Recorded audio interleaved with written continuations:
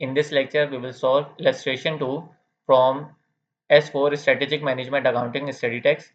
तो chapter 1 break even analysis का illustration 2 solve करते हैं। इससे पहले इलस्ट्रेशन 1 अभी हमने सॉल्व की थी।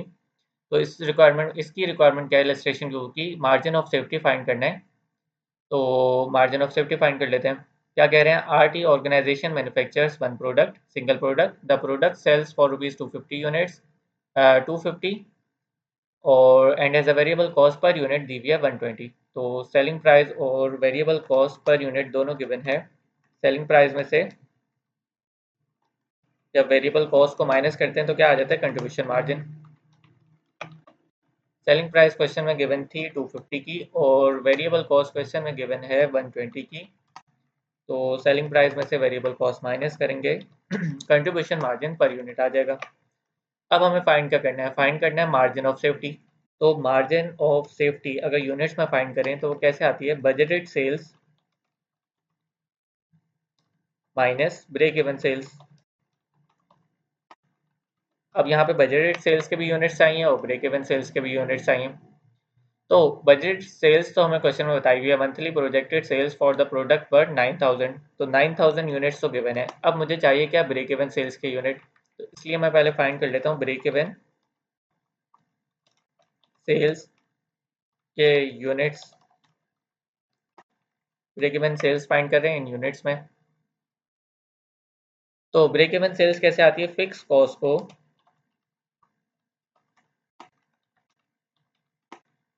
डिवाइड कराते हैं जब कंट्रीब्यूशन मार्जिन, वो कंट्रीब्यूशन मार्जिन यूनिट्स वाला, तो हमारे पास ब्रेक इवन आ जाता है पॉइंट। तो फिक्स कॉस्ट जो है क्वेश्चन में बताई हुई थी, fix cost for the month for ₹7,80,000 की। तो 7,80,000 की फिक्स कॉस्ट गिवन है और कंट्रीब्यूशन मार्जिन पर यूनिट जो हमने फाइंड किया है अभी यहाँ पे वो 130 का फाइंड किया है। तो फिक्स कॉस्ट को डिवाइड कराया कंट्रीब्यूशन मार्जिन पर यूनिट से, तो 6000 की हमारे पास क्या आ गई? Break even sales. अब इस ब्रेक इवन सेल्स को यहाँ से माइनस कर देते हैं। 9000 बजटेड सेल्स थी, माइनस किया 6000 ब्रेक इवन सेल्स। तो 9000 माइनस 6000, तो 3000 की हमारे पास क्या आ गई? Margin of safety. तो मार्जिन ऑफ सेफ्टी अगर यूनिट्स में फाइंड करने के लिए आए तो ये हमारा 3000 आंसर हो जाएगा। अब एक चीज़ चेक करते हैं, इसको रिकनसाइल करते हैं कि भाई 6000 यूनिट्स पे चेक करते हैं। ये हमारा आंसर तो यहाँ पे हो गया, लेकिन बस अब चेक कर रहे हैं कि 6000 यूनिट्स पे ब्रेक इवन आ रहा है या नहीं आ रहा। तो इसको रिकनसाइल करके देखते हैं। यूनिट्स को पर यूनिट के रेट से मल्टीप्लाई कराएंगे तो टोटल अमाउंट आ जाएगी।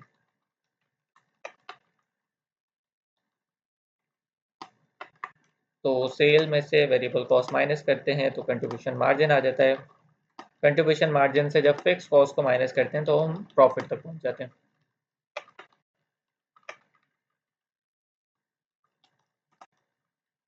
तो अगेन क्वेश्चन में गिवन थी सेलिंग प्राइस, क्वेश्चन में गिवन थी 250 की। वेरिएबल कॉस्ट क्वेश्चन में गिवन थी 120 था, 120 पर यूनिट की। तो कंट्रीब्यूशन मार्जिन क्वेश्चन में जो हमारे पास आ रहा था क्वेश्चन के डेटा से वो था 130 पर यूनिट का।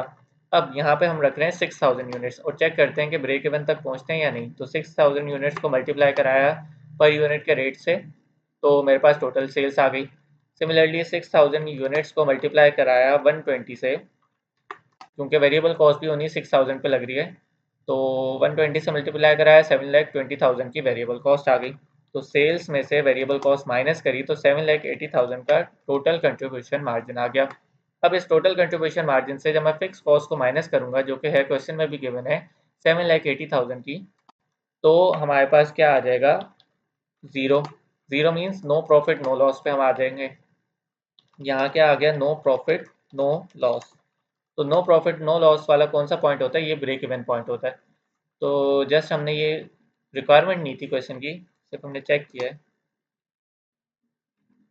कि ये जो 6000 यूनिट्स हैं इस पर ब्रेक इवन आ रहा है। ये 6000 यूनिट्स पे हमारी सारी फिक्स कॉस्ट कवर हो गई। अब इसके बाद एक भी यूनिट बेचेंगे ना तो प्रॉफिट में जा रहे होंगे। तो ये तो हमने यहाँ पे फाइंड कर लिया।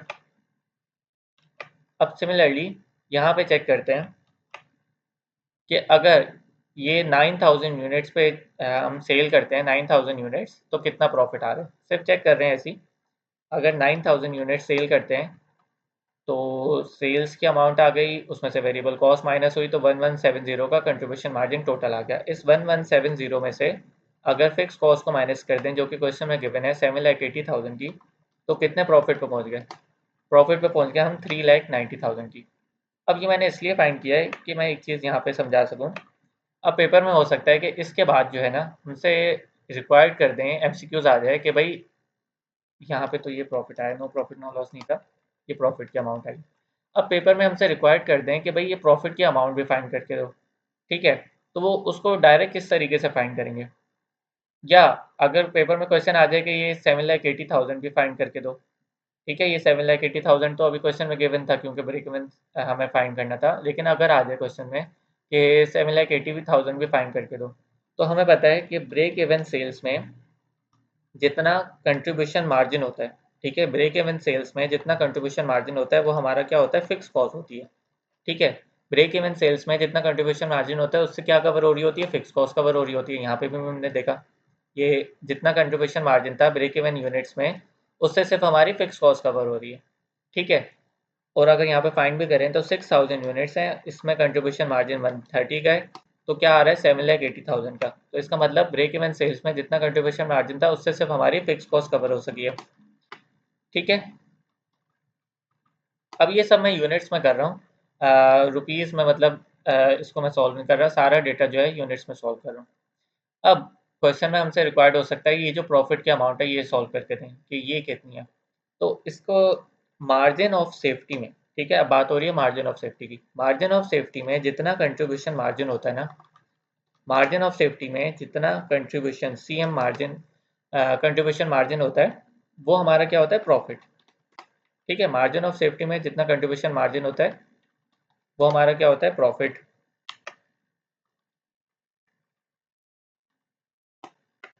तो मार्जिन ऑफ सेफ्टी यहाँ कितना था? 3,000। 3,000 इसमें कितना कंट्रीब्यूशन मार्जिन है? 130 का। 130 का, तो हम कहाँ पे पहुंचेंगे? 3,90,000 जो कि हमने प्रॉफिट यहाँ पे भी फाइंड किया था।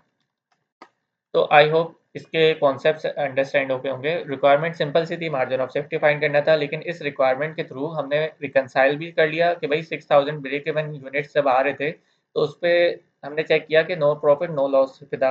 ये जो कंट्रीब्यूशन मार्जिन आ रहा था इससे सिर्फ हमारी फिक्स कॉस्ट कवर हो सकी। अब इसके बाद एक भी यूनिट बेच रहे होंगे ना 6,000 यूनिट्स के बाद, तो हम प्रॉफिट में जा रहे होंगे। फिर हमने चेक किया कि टोटल सेल्स के यूनिट्स पे हमने रिकनसाइल करके देखा, टोटल सेल्स के यूनिट्स पर प्रॉफिट आ रहा था 3,90,000। फिर उसको मैंने ये बताया कि अगर पेपर में रिक्वायरमेंट आ जाए, एमसीक्यूज एक बन के आ जाए कि मार्जिन ऑफ सेफ्टी पहले रिक्वायर्ड कैलकुलेट करवाए, उसके बाद बोले कि डायरेक्ट प्रॉफिट कैलकुलेट करके दो, तो हमने ये अंडरस्टैंड किया कि मार्जिन ऑफ सेफ्टी में जितना कंट्रीब्यूशन मार्जिन होता है ना वो हमारा क्या होता है? प्रॉफिट होता है। तो इस तरीके से ये 3,90,000 भी कैलकुलेट हो गया। तो आई होप ये इलस्ट्रेशन भी समझ आ गई होगी। अब इसके बाद एक ACCA F5 का क्वेश्चन सॉल्व करते हैं।